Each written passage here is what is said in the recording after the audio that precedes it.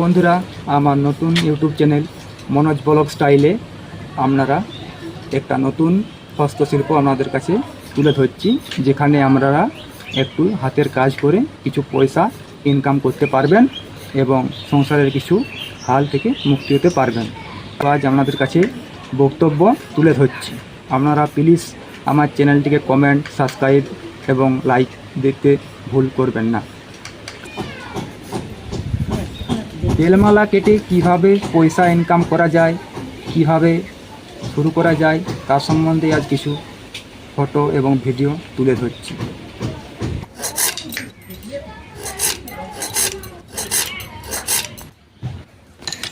প্রথমে একটা খোলা নিয়ে নেওয়ার পরে পুরুনি দিয়ে ভালো করে সেটিকে ফাটিয়ে নেব। ফাটানো হয়ে গেছে। এরপর খোলাটিকে ভালো করে চেষে নেব।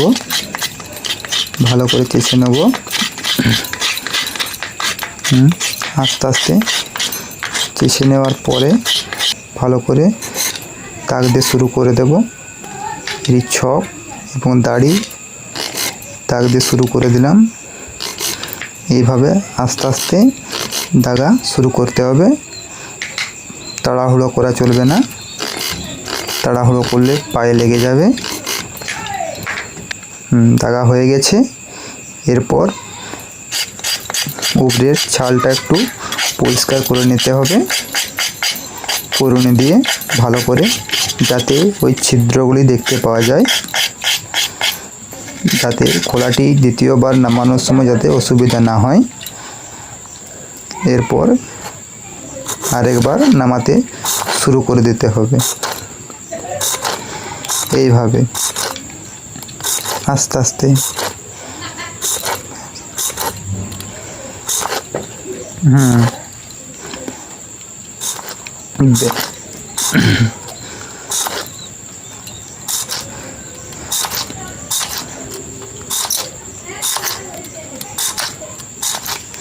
এইভাবে নামাতে থাকতে হবে।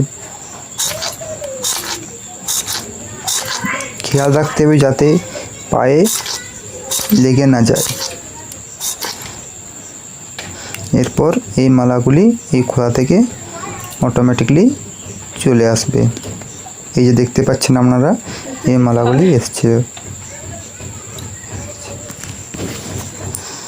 তারপরে একটা সুতো এবং ছুঁচ নিতে হবে। মালাগুলি হাতে এইভাবে রেখে একটি একটি করে গাঁথতে শুরু করতে হবে। আস্তে আস্তে ছুঁচ এবং সুতো নিয়ে আস্তে আস্তে গাঁথতে হবে। এইভাবে দেখতে থাকুন। পুরো ভিডিওটা সম্পূর্ণ মনোযোগ সহকারে দেখুন, না হলে কিছু বুঝতে পারবেন না। এইভাবে গিট দিয়ে সুতোটাকে ভালো করে বেছে নিতে হবে। এটা 16 ইঞ্চি। এটা এক একটা পিস 5 টাকা করে, প্রতি পিস 5 টাকা করে,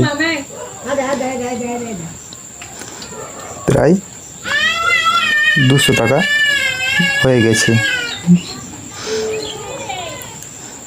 এইভাবে বাড়িতে বসে অনেকটা ইনকাম করা যায়। দেখুন, এবারে একটা ছক নিতে হবে। ছক কিভাবে সেটিং করতে হয় ভালো করে লক্ষ্য করুন। একটি ছক এবং এটি একটি দাড়ি। এটি নারকেলের মাঝের অংশটি, যেটা কেটে কেটে এরকম করা হয়েছে, ছক দিয়ে করা হয়েছে। এই মালাটি এইভাবে গিট দিতে হয়। প্রথমে মাপ করে 16 ইঞ্চি মাপ করতে হয়, তারপর এইভাবে মাপ করে নিতে হয়।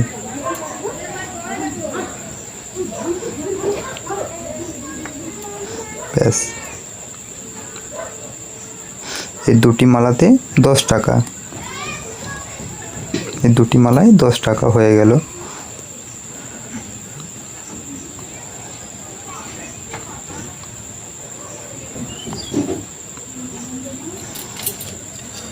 এটি একটি দাড়ি।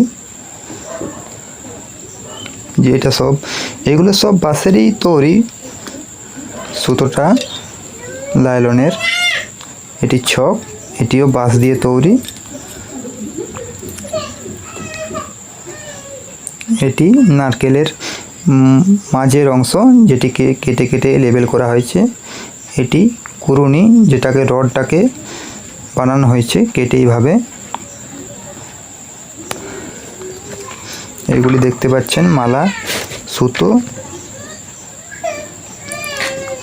এইভাবেই করতে হবে।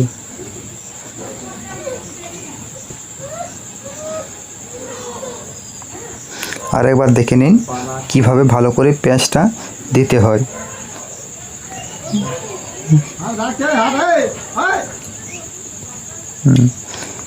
এটা ভালো করে খেয়াল করবেন, নাহলে আপনাদের অসুবিধা হবে।